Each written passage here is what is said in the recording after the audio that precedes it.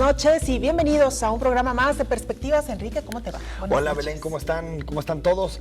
Pues viernes ya, por fin llegó el viernes. Puente para muchas personas. La es ciudad puente. Relativamente tranquila. Para nosotros no. Para nosotros no, porque estuvimos trabajando normalito y además tú por ahí ya cerrando como algunos ciclos en otros medios, ¿no? Pero te va a ir muy bien, estamos seguros, y mucho éxito en lo que viene para ti. Sí, bueno.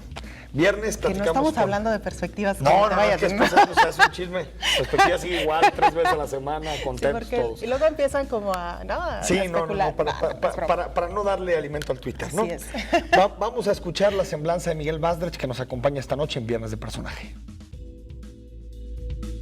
Miguel Basdrech Parada nació en Guadalajara el 16 de julio de 1947. Es ingeniero químico y doctor en Filosofía de la Educación por el ITESO, con maestría en Educación por la Universidad Iberoamericana. De 1995 a 1999 fue consejero ciudadano de la Comisión Estatal de Derechos Humanos y consejero ciudadano electoral de 1997 a 2007 en la Junta Local Ejecutiva del Instituto Federal Electoral en Jalisco. Además, fue representante ciudadano en el Consejo Nacional de Participación Social en la Educación de 1998 al 2000, volviendo a ocupar el cargo desde el 2008 a la fecha. En 1990 fue nombrado profesor emérito del ITESO y en 1993 profesor numerario. Ha sido miembro fundador de la Academia Jalisciense de Derechos Humanos y también de la Red de Investigadores en Gobiernos Locales de México. Esta noche en Viernes de Personaje en Perspectivas dialogaremos con Miguel Basdrech Parada.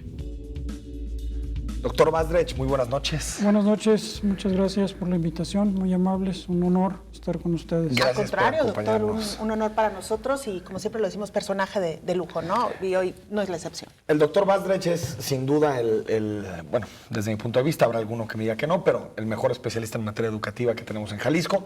Y preguntarte por ahí, Miguel, ¿por qué te interesaron los temas educativos? ¿De dónde se remonta ese gusto específico en investigar y analizar esos temas? Bueno, en términos así muy concretos, te podría decir que fue una entrevista con un jesuita que fue rector del ITESO, ya falleció, Raúl Héctor Mora Lomelí, en los años 70.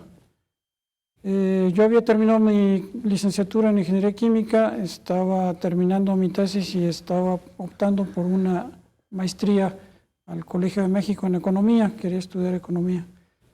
Y en una entrevista con el rector para decirle, bueno, me apoya, voy a ir, no he trabajado un ratito en el ITESO, entonces me dijo, bueno, ¿y por qué quieres ir a estudiar Economía? No, pues que esto y que el otro, y que el país y que los problemas. Y me dijo, bueno, pero si mira, tú estás aquí, estás haciendo educación, pues ve a estudiar educación mejor. A lo mejor ahorita no, pero puede ser después, que tengas más experiencia. Y dije, bueno, pues a lo mejor tiene razón, voy a pensarlo otra vez. Y ese dato, dijéramos, más personal, más interior, más reflexivo, se fue reuniendo con otros datos más de lo externo, de las realidades y del contexto. Y entonces dije, bueno, pues por lo pronto me espero, no voy a la economía y luego reviso si sigo con economía o sigo con educación. Y bueno, las circunstancias fueron llevando más hacia educación. Esa es el punto clave, porque estrictamente así como soñarlo cuando uno sueña ser bombero, ser maestro, nunca fue, seguramente, ¿no? Oiga, doctor, y desde esa época en que comenzó a estudiar la educación en nuestro país a la fecha, ¿ha observado usted algunas transformaciones y en qué momento estamos de la educación, básicamente? Bueno, ciertamente la educación, como muchos otros asuntos del país, se va transformando, pues a veces sin darnos cuenta, con el solo crecimiento y desarrollo en distintas áreas del propio país.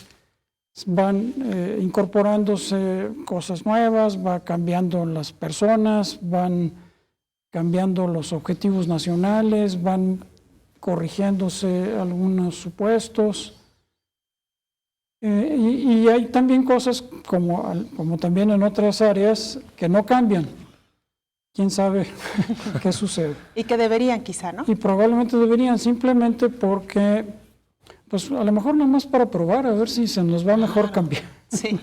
Pero no, también racionalmente uno dice, bueno, esto ya no funciona. Desde luego el tamaño, desde luego, aunque suene feo decirlo, la calidad, es decir, los educados de estas épocas son mucho más educados, mucho más capaces que los de antes. Y en el tamaño mismo, o sea, el conjunto de personas que pasa por el sector educativo es mucho mayor.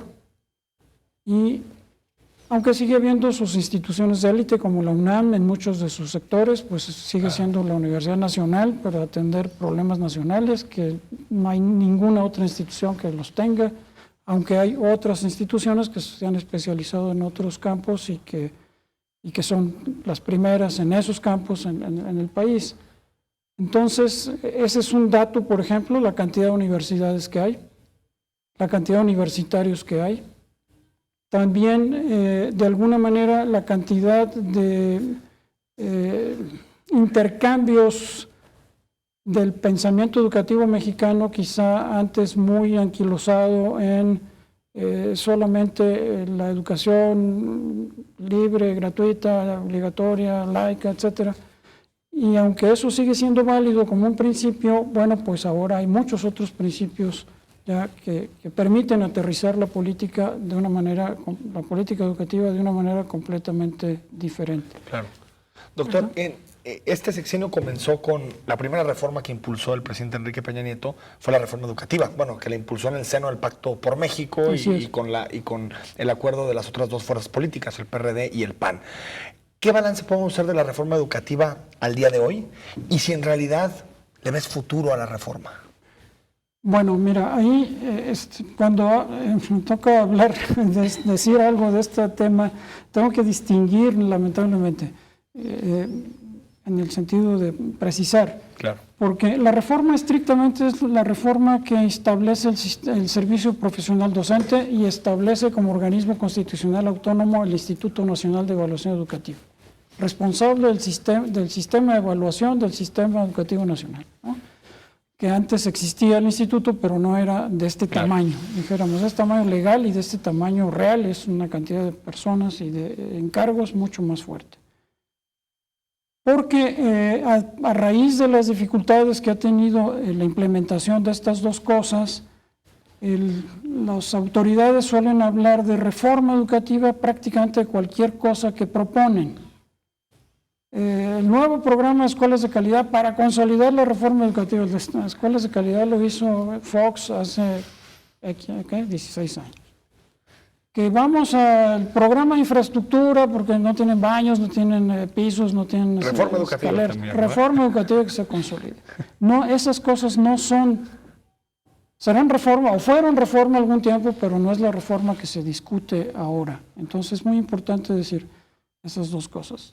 Yo podría decir en síntesis, las dos reformas son muy valiosas, las dos reformas en la letra, en el espíritu, en la lógica de impulsar la calidad de la educación son muy valiosas.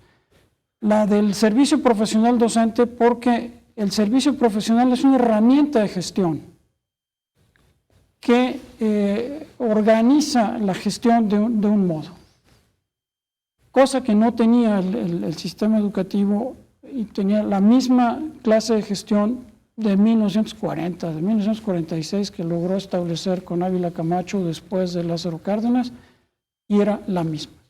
Esta es, por decirlo así, la primera reforma pues, en 70 años, ¿verdad? Claro, de ese tema.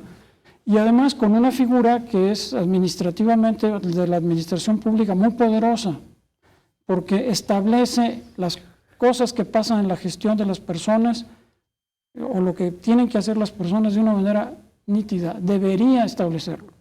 Ahí está el paréntesis. Nuestra ley de servicio profesional no es la mejor ley. Y en segundo lugar, el Instituto Nacional de Evaluación me parece que es muy buena reforma, ya estaba, el instituto ya tiene experiencia. El problema es que por la reforma le pusieron una carga demasiado pesada muy rápido. Es decir, pasar de evaluar a una muestra de profesores, a una muestra de niños, a evaluar todos los profesores, todos los directores, todos los supervisores, todos los administrativos y todos los alumnos, bueno, estamos hablando de cerca de 40 millones de personas. Eso implica una cantidad de dinero y una cantidad de organización muy costosa y que requiere mucha capacidad de organización. De hecho, pues han echado pasito para atrás, decir, bueno, no vamos a ir cada año, vamos a ir cada 2 años. Sí, es que era titánico cada año, Era ¿no? titánico. Entonces, ahí el problema es ese, que yo creo que lo están corrigiendo y por ahí va. Entonces, el futuro, bueno, ese es el punto. Del futuro podemos hablar, siguiente pregunta, porque ya entran otras broncas por lo mal implementado, tanto del servicio profesional como de la evaluación, que ha generado una enorme malestar, enojo, incomodidad de los maestros, y que eso, si ellos iban a ser los beneficiarios, pues nomás no lo están viendo. Es decir, podemos hacer una diferenciación, ahorita ahondamos en el tema, pero entre lo que fue el espíritu de la reforma, si se puede decir de esta manera, y su implementación. Es decir, Sí. el origen, el objetivo inicial era positivo y se está empezando a diluir en la implementación. Sí, básicamente sí. Bueno, Vamos a ir a nuestra primera pausa, Enrique, y yo quisiera dejarle, doctor, el siguiente planteamiento. Esta falta de rigor, precisamente en la implementación de esta reforma, tendrá que ver, a su vez, con que en México no tenemos un sistema educativo que nos haga tener esta base de ser organizados, precisos, independientemente del área a la que nos dediquemos. Bueno, con esto regresamos, si le parece. Vamos a la pausa. Regresamos.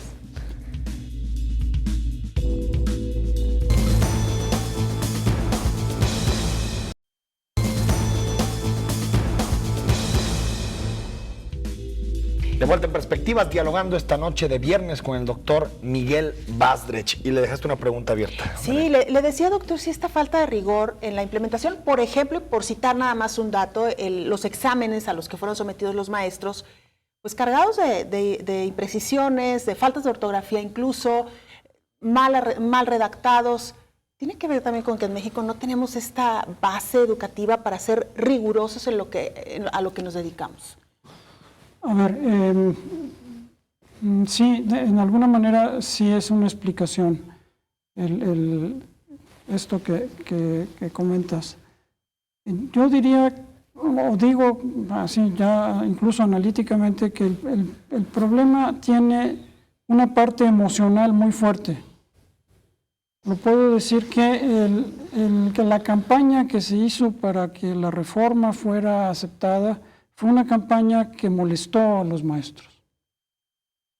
Y entonces, de alguna manera, el mensaje era: lo que está mal son los maestros. Claro. Y lo que hay que hacer es componer a los maestros. Los demás estamos bien, alumnos, padres de familia, contexto, instituciones coadyuvantes, autoridades, claro. La estructura de la SEP, todo está bien. El problema es el profesor. Y bueno, no, eso no es cierto. Tampoco hay que decir todo está mal, pero todos tienen su parte, ¿no? Entonces, eso hace que la política y la energía se carga al conflicto magisterial, ¿no? Y al cargarse al conflicto magisterial, se deja de ver todo el conjunto, o todo lo que está pasando con la implementación de la reforma. Segundo, las implementaciones de las reformas a nivel mundial, de todas las reformas históricamente conocidas, probablemente excepto en Finlandia, y nomás porque ahí viven en frío, ¿verdad? Bueno, ahorita vienen algunas cosas de Finlandia, qué bueno que... es la piedra de toque de toda reforma. Las implementaciones siempre son muy complicadas, porque es muy fácil decir mejorar al maestro. Sí, pero ¿qué vas a hacer para mejorar al maestro?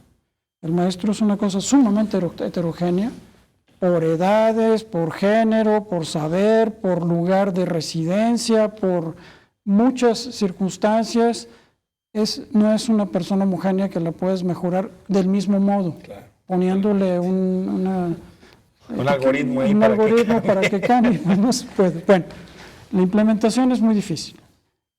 se suma a ese otro problema emocional muy complejo. Y en tercer lugar, está el problema del tamaño de la Secretaría. Son 1.200.000 personas que hay que cambiar de la noche a la mañana. Bueno, pues probablemente el mago de Oz. Pero no es fácil. No, claro que no. Y ahí hay un defecto ahí sí hay un defecto de la administración clave, que es hacer una ley de servicio profesional rapidita, pero francamente inoperante, porque tiene enormes huecos y tiene enormes contradicciones. Pongo un ejemplo nada más. El servicio profesional electoral, que es el que se hizo cuando el IFE se hizo autónomo, Claro. tardó entre 3 y 4 años de poderse consolidar y diseñar. Y eran muchísimo menos Claro. empleados y trabajadores. Claro. Entonces, no es sencillo hacer un servicio profesional. El otro, que es de las élites burocráticas mexicanas, el servicio diplomático, que desde que nació fue un servicio profesional perfectamente bien hecho, pero también con su tiempo, y además en un servicio diplomático que era 10 veces menor que el que ahora tenemos. Y el servicio financiero del Banco de México, los empleados del Banco de México, desde el director para abajo, tienen todos una ley que los organiza. Entonces, pero son cuerpos chiquitos, ¿no? De élite, o sea, son economistas de primer nivel, técnicos de computación de primer, etcétera, etcétera. El maestro, pues es un maestro, no conozco que decir que no sea excelente, pero no es tan especializado como, sino es un profesional que trabaja con muchas variables, ¿no? No es un especialista, es en ese sentido, un todista, ¿no? Para decirlo así. Tiene que saber de muchas cosas. Claro. Entonces requería un servicio profesional muy pensado, muy mesurado, y entonces al ponerlo en práctica se ha complicado. Claro. Y se ha complicado de manera que muy probablemente, a lo mejor hasta el sexenio que cambie, van a tener que hacer una reforma importante a esa ley para que pueda cubrir todas las cosas que se están viendo que están complicando, que a su vez incrementan el problema emocional, porque me hacen una evaluación y ¿cómo quieren que responda? Si me están preguntando por si Colón descubrió América en 2001, en 2014 o en 2030. Y dice, ¿para qué me preguntas? ¿Es capcioso? ¿De qué se trata? No lo estoy entendiendo. No lo estoy entendiendo. ¿De qué Colón hablamos? Ese tipo de situaciones mínimas. Y lo mismo con las plazas, que, bueno, te ganaste la plaza, pero ¿sabes qué? Que es en Atenguillo, por citar un pueblo. Claro. Muy cariñoso con esta institución. Entonces, no quiero ir a Atenguillo porque pues mi mamá está enferma y la estoy cuidando y vive aquí en Arandas, pues, en fin. Pues gracias por participar. Y entonces, ¿qué voy a hacer? Claro, son cosas pues ponte al final de la lista y ya que si sobra alguna, pues ya te platicaremos. Ya te platicaremos. Ese tipo de gestión de la implementación, gestión de la reforma, que es de lo más difícil, pues insisto que es difícil porque a quien está adentro es un mar de complicaciones.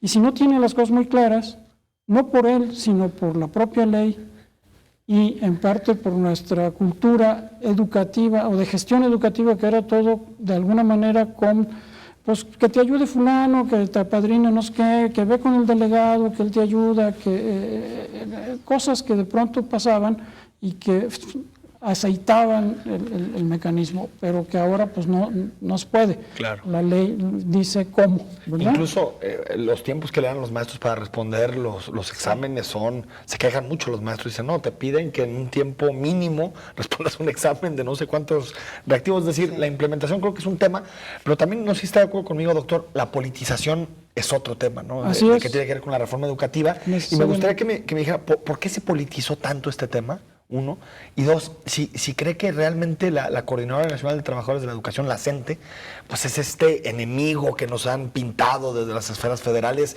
y que explica buena parte del atraso educativo de muchos estados.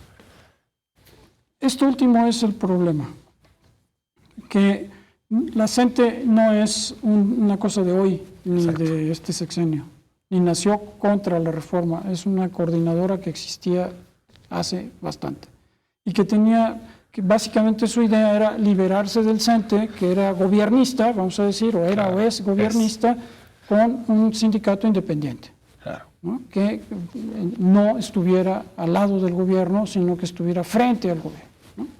Ahora, la realidad fue que este frente al gobierno en muchos se hizo, obligó a los gobiernos de esos estados decidieron para poder mediar con este sindicato opositor, vamos a decir, el otorgarle una serie de beneficios prácticos Que controlaran que controlaran los institutos, la claro. exacerbación, ¿no? Claro, claro. Y que facilitara el proceso organizativo y la puesta en marcha de todo eso. Y eso, a la hora que se corta, porque la ley lo establece, pues entonces, ¿nosotros qué? Tenemos 30 años funcionando de este modo y ahora nos piden otro modo, de la noche a la mañana.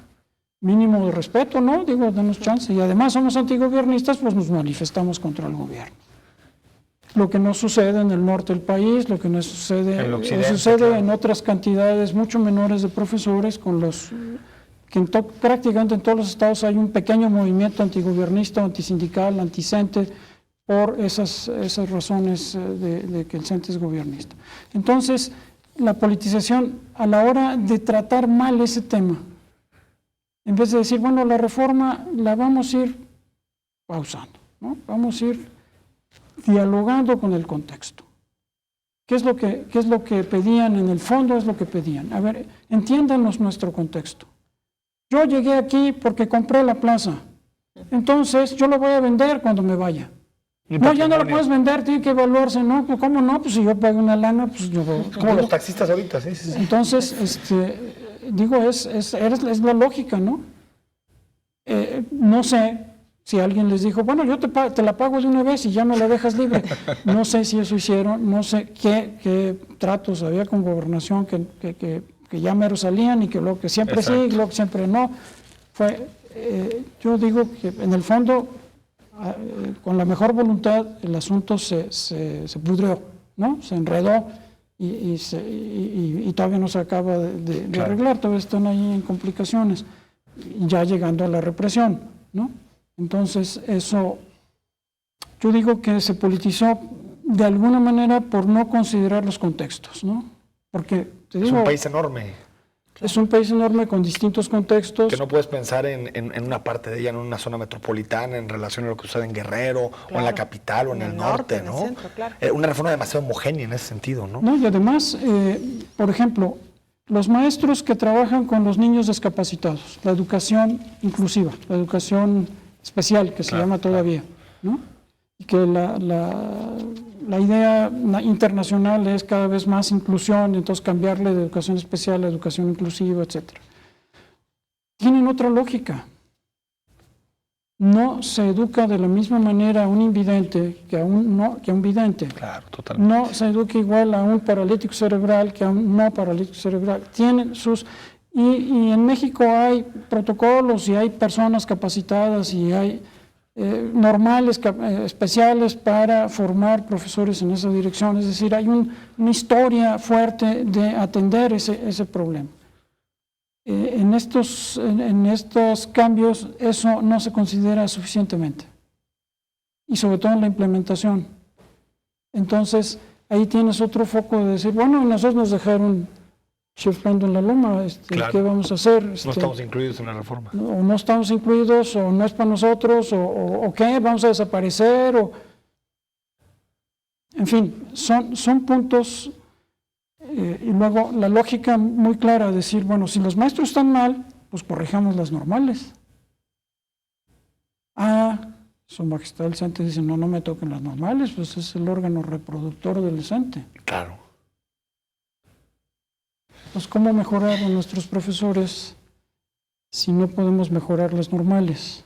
La raíz, digamos, el origen Sí. de su Claro, de la formación.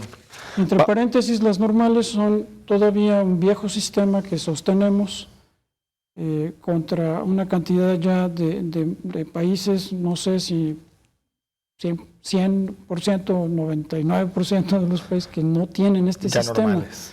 Porque es claro que el maestro, ante un mundo cambiante, un mundo internacionalizado, un mundo abierto, el maestro no puede seguir estudiando solo entre maestros, solo con maestros, como si fuera un convento Exacto, del magisterio. Monte Athos, ¿verdad? Vamos al corte, Miguel Vázquez, y seguimos platicando esta noche.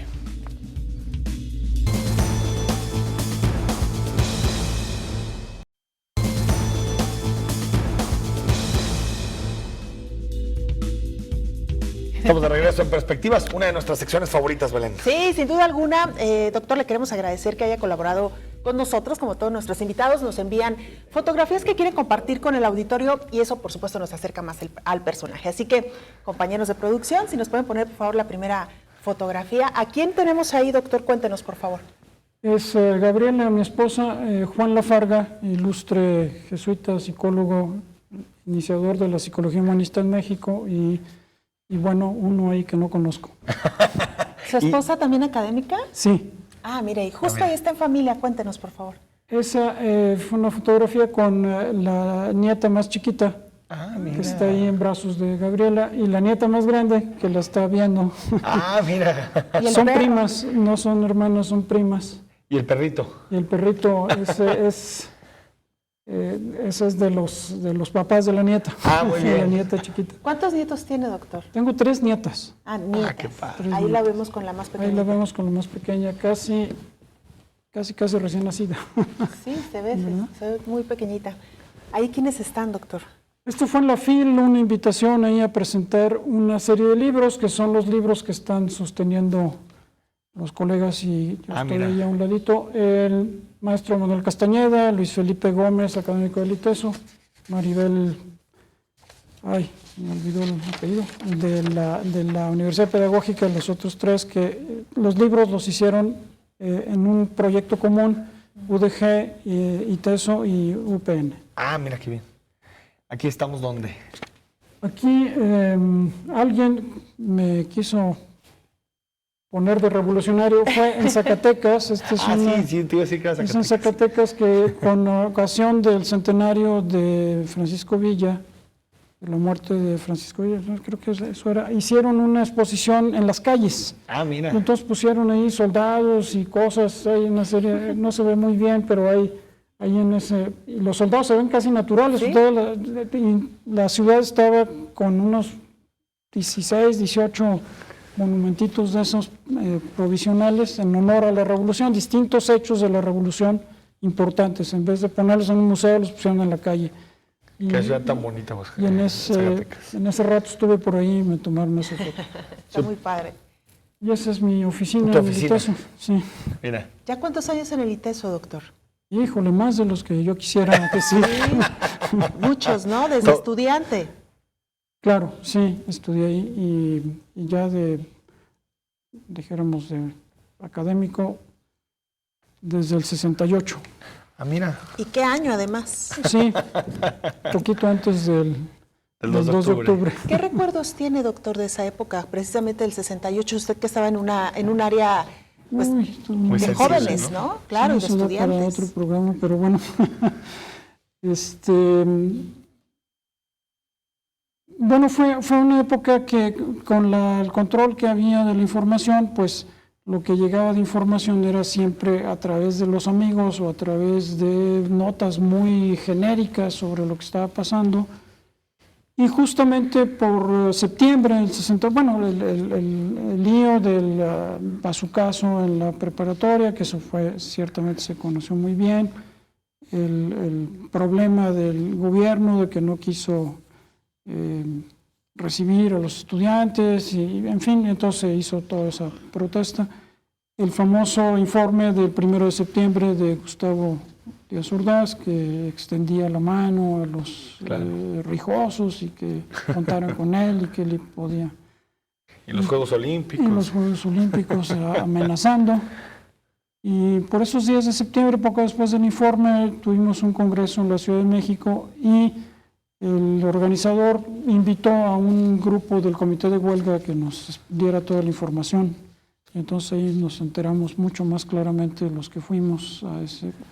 Y bueno, pues venimos y platicar con los colegas, con los compañeros. ¿Medio clandestinamente o podían hacerlo abiertamente? No podemos hacerlo en un medio de comunicación, pero sí podemos hacerlo abiertamente en la universidad. En la Universidad de Guadalajara, pues como ustedes saben, no participó mucho en eso porque su planteamiento no confería mucho con el planteamiento de del comité de huelga. Y luego la famosa marcha del rector, muy importante, y un distinguido académico, Sergio Aguayo, que salió de esta universidad, y platicando con él, y varios de los compañeros de la universidad, pues casi diario nos reuníamos en alguna casa en la noche a ver qué había pasado, qué noticias había o lo que fuera para... Y bueno, el desastre del 2 de octubre, que ya fue así como, bueno, pues se acabó. ¿Qué época, doctor? ¿Verdad? Intensísima. Muy complicado. ¿Nos quedan fotos? No tenemos, ya no tenemos Ya más tenemos fotografías, pero sí tenemos más preguntas. Más preguntas, algunas personales para conocerte, Sale. Miguel. ¿Dónde y cuándo naciste? Aquí en Guadalajara, el 16 de julio de 1947. ¿Cómo te defines ideológicamente? Ahí en la contestación que le hice a tu compañera por correo dice, yo nací, bueno, algunos amigos me dicen progresista, yo no sé qué exactamente quiere decir, pero lo que sí sé es que no comulgo con el credo capitalista ni tampoco con el credo socialista, pero sí con las libertades y sí con la igualdad, como valores me parece fundamentales para que una sociedad esté bien organizada y pueda convivir y pueda desarrollar sus potencialidades. Entonces, libertario, pues no, porque también soy igualitario y parece que la libertad y la igualdad de pronto se contrarrestan. Pero sí, a estas alturas no podría sustentar ningún... Pero también fue una época donde, cuando yo estudié todo esto, la época del fin de las ideologías. Total, ¿no? claro. Donde claramente la ideología era contraria a la ciencia. Entonces, lo que dejaba la ideología ver era que rellenaba con supuestos lo que no podía explicar. Y que entonces la ciencia tenía la tarea justamente de desarmar esos supuestos para tratar de hacer una investigación o hacer un trabajo claro, que permitiera profundizar lo que la ideología rellenaba con una especie de máscara que se podía entender, pero que no explicaba muchas de las cosas que pasaban, ¿no? Doctor, Progresista sí es. Sí, no, totalmente. Fe en la ciencia, el progreso. Totalmente. ¿Algún libro de cabecera o algún libro al que recurra pues ocasionalmente? Bueno, algún día los invito a la casa y verán la cantidad de libros que hay para escoger. Imaginamos que tendrán una biblioteca enorme, doctor. Bueno, no tan grande, porque también ya lo digital ya... bueno, ayuda, claro. Ya las USBs se acumulan. Saco. Pero también, por familia, viví entre libros todo el tiempo. Entonces... de alguna manera, la fiesta era las revistas que llegaban, desde cómics hasta revistas más serias. National Geographic, entonces era muy raro que llegara, pues era una fiesta todos los meses que llegaba, la geografía, las enormes, las preciosas fotografías, etcétera. Entonces, nunca me acostumbré a un libro, ¿no? Tengo libros significativos que me han gustado mucho, que de pronto los vuelvo a leer, pero soy más de temas y de artículos, de autores, ¿no? ¿Qué te Por gusta? ejemplo, leí de corrido que prácticamente todo Agatha Christie en algún momento dado, las novelas, ¿no? Hace poco descubrí al sueco por una amiga, el sueco Hannes Mankell. Ah, sí, a Mankell. Con el tema también del investigador, pero también sus otros libros sobre África, y muy, pues también casi de corrido, ¿no? Me faltan quizá 2 o 3 por ahí. Y ahora el italiano de Andrea Camilleri, sobre el señor ya mayor que se dedicó a escribir a partir de los 70, 75 años, y es un éxito, el italiano que más vende, sus cuentos comisario Montalbano, Ah, mira. que es, según los italianos, el más italiano de todos los Italianos. De todos los italianos. No, son muy agradables. Entonces, y lo mismo con los autores, dijéramos, temáticos más académicos, Jerome Brunner, Vygotsky, Piaget en su momento, Roger Bartra, por decir más sociólogo, Max Weber, no se diga, que había que leer casi exhaustivamente para poder discutir con otros que hacían lo mismo o que leían a otros y que había que poner, en fin. No sé, pero sí, claramente no tengo un libro de cabecera así, de decir, chin, ahorita no quiero ninguno, voy con Quizá Humberto Eco es el que más me llama en estos días, el que más me llama para releerlo. Y que acaba de morir. Que acaba de morir. Y Doctor, algunos otros por ahí. ¿Algún personaje de la historia que te atraiga, no? Tal vez no que te identifiques, porque esa pregunta me la han vilipendiado mucho, ¿no?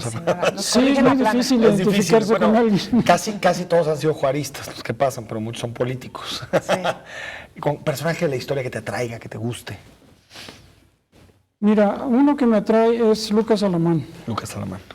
Mira. Y su, dijéramos, alter ego, don José María Mora. Exacto. Creo que esos liberales conservadores o conservadores liberales, ya no sé qué eran en aquella época, son realmente personajes que entendieron lo que estaba pasando, hablaron, dijeron, no le hicieron caso, y sin embargo me parece muy significativa su vida y su obra. En ese territorio, esas gentes me parecen muy... O sea, me identifico mucho con lo que, han dicho, ¿no? y de los que ya no hay también de pronto. Con una proyección de Estado, una visión que ya no existe. Sí, que iba. Y bueno, de otros pues de los revolucionarios, alguno me llama por auténtico como Emiliano Zapata, pero otro por mal encarado como Pancho Villa, que tenía sus grandes virtudes de solidaridad con la gente, y también sus grandes actos sanguinarios con sus enemigos. Venustiano Carranza, una gente contradictoria a morir, pero bueno, pues se murió en la raya. Juárez, la verdad, me parece una gente que fue congruente con su historia, en un país lleno de limitaciones, lleno de vacío de instituciones. Tenía que hacer de la presidencia una institución, de su pensamiento una institución, de sus decisiones una institución, frente a las instituciones apenas nacientes, claro, y que muchos se opusieron a lo que él pensaba, y sin embargo pues dejó cosas que todavía hoy por hoy son claves para este país. No me gusta su figura hierática que le ha hecho la educación mexicana, le ha puesto, precisamente. Y que bueno, mi madre es de Oaxaca, fue de Oaxaca, pues ya se murió. Y ahí conoció a los hijos de Juárez, ¿no? Entonces, ya grandes, no eran de su edad ni mucho menos, pero ahí estaban. Pero tuvo información de primera mano. Entonces, Benito Juárez Maza, el primer hijo, y su esposa Margarita Maza de Juárez. Vamos al corte, Miguel, y seguimos platicando de este tema. Preguntas.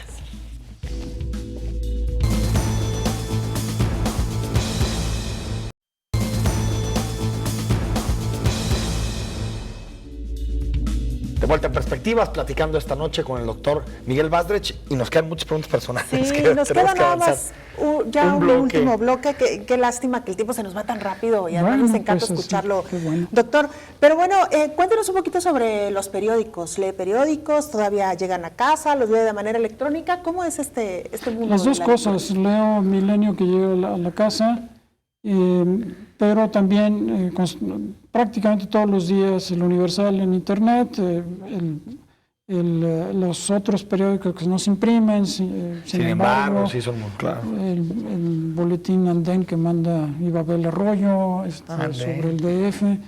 Ese no lo leo completo porque es mucho del DF y a veces no acabo de entenderle. Luego, pues también El País y el New York Times en su momento, porque tiene 3 o 4 articulistas sobre México muy buenos. De acuerdo. Y que entonces vale mucho la pena porque dan una excelente síntesis, o por lo menos un excelente armado del planteamiento, especialmente Goldman se llama, muy interesante. No escribe diario, pero muy bien. ¿Una película que te haya cambiado alguna perspectiva en tu vida? La película que yo reconozco que me cambió bastante es la que se llama Vergüenza, de Ingmar Bergman. Ah, mira, Vergüenza. Mira, aquí lo tenemos. No es muy popular, que digamos. Aquí la tenemos en pantalla. Sí, no es una película muy popular Mira, porque es muy dura. ¿Es muy dura? Es muy dura. ¿Y directores de cine? Bueno, yo aprendí cine con Visconti, con Cocteau, con Ettore Scola, en fin, los viejos italianos. Un poquito Fellini, de la posguerra, ¿no? Fellini, Italiana. sí. Mira, aquí estamos viendo también. Unos directores, bueno, que hacían con lo que entonces existía la tecnología, entonces unas cosas muy interesantes y un planteamiento que creo que para la época era superior al que hacían de pronto muchos sociólogos. De acuerdo. Totalmente. ¿Escuchas música? Sí, también en mi casa nací con música clásica y entonces toda la llamada música clásica, que son 4 o 5 etapas en la época de la historia de la música, ciertamente es de lo que más escucho. Pero también música popular, no se diga, me encanta escuchar, incluso a veces al mismo tiempo que escribo, con el radio en internet, con el reggae o con el... Qué bien. Con las cosas brasileñas, la samba, Claro. el canto más tipo jazz, tipo... Claro. Bossa nova. Bossa nova. Uy, sí, cómo no. Y el jazz, pues no se diga, Louis Armstrong y Chuck, el otro ese que se acaba de morir, en fin, son músicos que toda la vida me gustaron. No, los de ahora también, pero los reconozco menos. ¿Fue rockero, doctor, en su época? No, nunca le acabé de entender el rock, pero de los Beatles sí les entendía. A los Beatles prácticamente tengo todos sus discos. Ah, mira. Entonces, sí, no los oigo con frecuencia porque de pronto ya se me hacen viejitos. pero sí, los Beatles en su época, sí. ¿Algún deporte? Ciertamente. El único deporte que practico es caminar. Todos los días caminamos 2-3 kilómetros. Ah, qué padre. Y bueno, ejercicio gimnástico para mantener la poca forma que nos queda. Bueno, ya no lo dijiste a nosotros, pero díselo al auditorio. ¿A qué equipo le vas? Al Atlas. De fútbol. Aunque gane el Atlas. Belén va a sacar la banderita aquí. Aunque gane el Atlas. Es una banderita así que parece como de huelga. Creo que de huelga. Parece como de huelga. Muy bien, doctor. Huelga de Ahí, títulos. ahí la tenemos. Huelga de títulos, eso sí, pero bueno, esperamos que pronto se acabe esa mala racha que ya Así llevamos es. como de Bueno, 100 años. Y mira la que buscaron, era el centenario de producción. Tienes aliados. Sí. Tienes Muy bastantes aliados. Muy bien, chicos. Doctor, ¿qué hacen sus tiempos libres? ¿Qué hago en mis tiempos libres? Bueno, pues ir de paseo, a veces hasta las nietas inventan picnics y todo en los parques. Ahora de pronto salir fuera a veces es un poco peligroso con los niños. Y bueno, ir a las librerías, de pronto leer, de pronto... casi no tengo una afición para los tiempos libres específica, ¿no? Sino pues ahí se van dando las cosas con los demás. Invitar a los amigos a una cerveza, una conversación, lo que fuera. Entonces... Miguel, se nos está yendo el tiempo y también nos gustaría preguntarte tu opinión de algunos temas políticos de Sí. coyuntura. 2015 fue una elección muy interesante en Jalisco, nuevos actores políticos que aparecen, y hay uno en particular que nosotros hemos platicado y debatido mucho, el caso Pedro Kumamoto, lo que sucedió con Pedro. ¿Qué opinas del caso de Pedro Kumamoto? ¿Cómo has visto sus primeras decisiones? ¿Crees que se pueda mantener independiente o no en este proceso? ¿Qué opinas de este caso? De entrada creo que sí se puede mantener independiente, será su decisión, pero creo que no hay ingredientes para decir que tiene que optar por A, B Un o C. partido, claro. Quizá si quiere seguir en la carrera política o en en esa línea, pues a lo mejor sí va a tener que tener alguna identificación con algún partido, porque pues otro nivel de puestos públicos va a requerir otro tipo de apoyos y otro tipo de feelings, pues, por decirlo así. Me parece que su presencia en el Congreso sigue siendo una presencia que inclina cosas para un lado o por el otro, que en algunas de sus batallas no ha tenido mucho éxito, sin embargo todavía no pierde la guerra. A lo mejor ha perdido alguna batalla, son batallas que se tienen que dar y que a veces se pierden, y creo que para mí está siendo ejemplar en el sentido de que otras gentes que quieren ser independientes con su mismo talante, independiente en serio, no independiente a medias o independiente ex algo, exacto, es un valor para el puesto público que ocupe. Ahora la legislatura tapatía es una legislatura jalisciense, pues, no sé si de veras es jalisciense o nada más tapatía, pero no se ha distinguido por ser una legislatura estudiosa, y Kumamoto es estudioso. Y entonces en ese sentido aporta, pero también está solo. Claro. De pronto no hay otros estudiosos. Es decir, los partidos han dejado a los estudiosos, no digo a los académicos, a los políticos estudiosos, ¿no? Un Horacio Labastida ya no lo ves, un Sergio Rueda Montoya, ya no lo ves en los partidos. Claro. Incluso dentro de Manuel Rodríguez Lapuente en el PRD, exacto. Alguien que habla con conocimiento de lo que está diciendo y no solamente... Que tiene un proyecto, ideas, ¿no? Exacto, y que tiene un punto de vista que es identificable, que se puede discutir, se puede desacordar o se puede oponer, pero no es un interés que hay que se enmascara con rollo, ¿no? En esa dirección yo creo que Pedro pone un ejemplo, dijéramos todavía joven, pero a fin de cuentas un ejemplo. Oiga, doctor, ojalá lo puedan seguir los partidos. Hay quienes cuestionan esta independencia de la que presume Pedro Kumamoto, y hay quien ha ido más allá señalando que el ITESO, así con todas sus letras, está detrás de Pedro Kumamoto. ¿Qué piensa de estas observaciones? Pues sería muy sano para poderle hacer llegar algunas cosas. No, no, para nada. Ciertamente fue alumno distinguido, fue alumno participativo ahí en las sociedades de alumnos, etcétera. Ahí están sus amigos, ahí está mucha de la gente sus maestros, que está relacionada con el área que él representa, pues hay un personal más numeroso del ITESO, viejo personal panista en ese distrito. Exacto. Entonces, no, yo creo que está bien decirlo como un chiste, pero sí. no se sostiene, ¿no? Yo no creo que Pedro Kumamoto vaya al despacho del rector, ni el rector del despacho de Pedro Kumamoto a discutir cuál es la posición de la próxima. Al menos hay que decir, Miguel, votación. Que la versión es divertida. Sí. Digo, porque aunque quienes la han sostenido, la dicen pues son políticos, digamos, no políticos reconocidos, no sé. Bueno, aquí han estado, claro, exgobernadores que han dicho eso aquí en esta mesa. Guillermo Cosío pero sin ninguna prueba, nada más, ¿no? Bueno, lo que pasa, Orozco, ¿no? Yo entiendo eso porque es muy común en los políticos de antes el tratar de identificar a las personas con algo. Y explicarse un fenómeno. Y decir, es que este cuate está diciendo esto porque quién sabe qué. Y entonces ya, pues ya sabemos, viene de acá y ya. Con eso entienden por qué dice eso. Y en este caso, bueno, a lo mejor repite cosas que aprendió en el ITESO.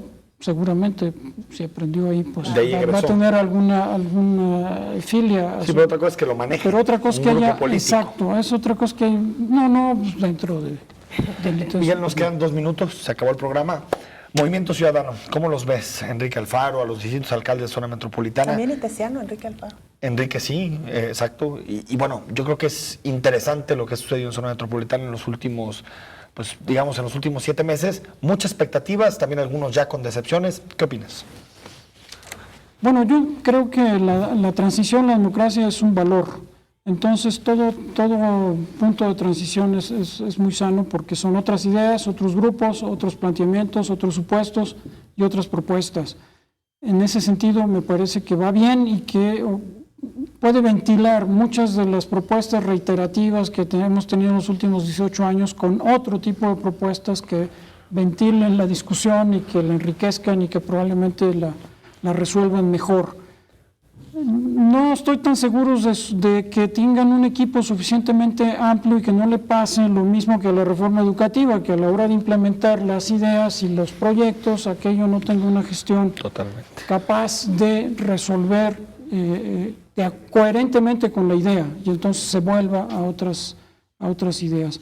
Esa es en todo caso lo que se va, y que no es solo corazón ni solo ganas, tiene que ser equipo solvente, que pueda atender y entender que hay que hacer otra clase de gestión organizada de otro modo, bajo otros supuestos. Y ese es un peso, un lastre histórico. Los municipios, y en más de alguna conversación con Pablo Lemos o con Enrique Alfaro, es muy chistoso que se quieran meter a los municipios porque son los hijos pobres del gobierno, los eslabones débiles, porque no tienen mucho que hacer, no tienen muchas atribuciones y sin embargo tienen mucha carga con la gente, ideológica, ¿no? Con la gente. Claro. ¿No? Doctor, gracias. Muchísimas gracias por habernos acompañado. Un placer, un gustazo dialogar con usted. Perdón por echar al contrario, encantado de escucharlos. Para eso lo invitamos. Gracias. Enrique, buenas noches a usted y que tengan muy buen fin de semana.